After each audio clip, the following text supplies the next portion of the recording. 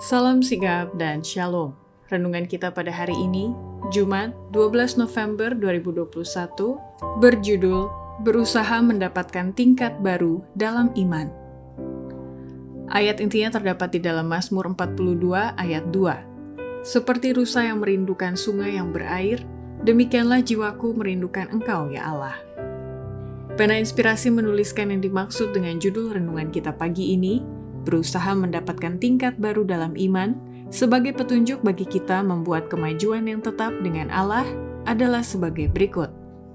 Pertama, orang yang berusaha mendapatkan tingkat baru dalam iman akan mengatasi selera dan hawa nafsunya yang dikendalikan oleh Roh Kudus.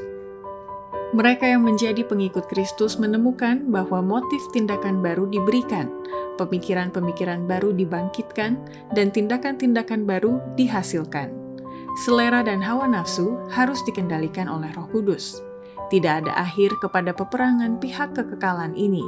Tetapi sementara ada peperangan yang dilangsungkan, ada juga kemenangan-kemenangan berharga yang akan diperoleh.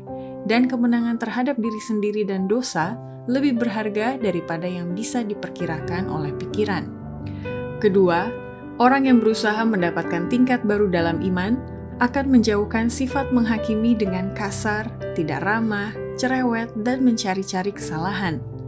Tetapi ia akan selalu menunjukkan sikap lemah lembut dan ramah kepada anggota keluarganya dan orang lain. Orang-orang yang mengaku pengikut Kristus boleh memiliki banyak kualitas yang baik dan berguna.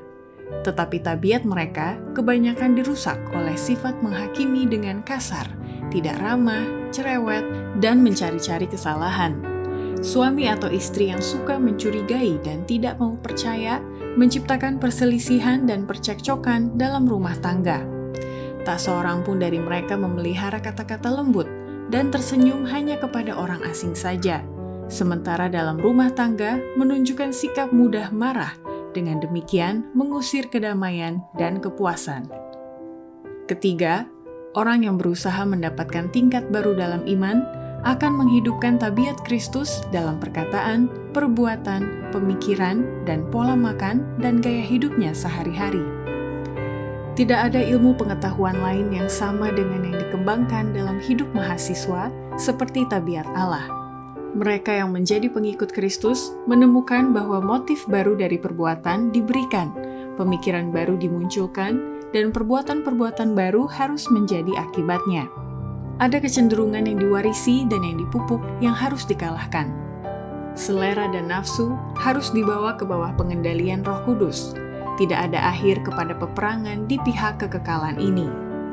Tetapi sementara ada peperangan untuk dilakukan, ada juga kemenangan berharga yang akan diperoleh.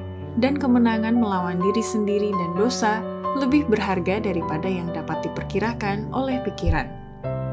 Keempat, orang yang berusaha mendapatkan tingkat baru dalam iman akan menghargai kebenaran dari firman ilahi dan menunjukkan agama Alkitab demi meningkatkan kemuliaan Allah dalam kehidupannya sehari-hari.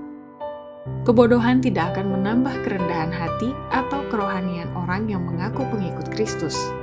Kebenaran dari firman ilahi dapat dihargai dengan sebaik-baiknya oleh orang Kristen yang intelek. Kristus dapat dimuliakan dengan sebaik-baiknya oleh mereka yang melayaninya secara intelek.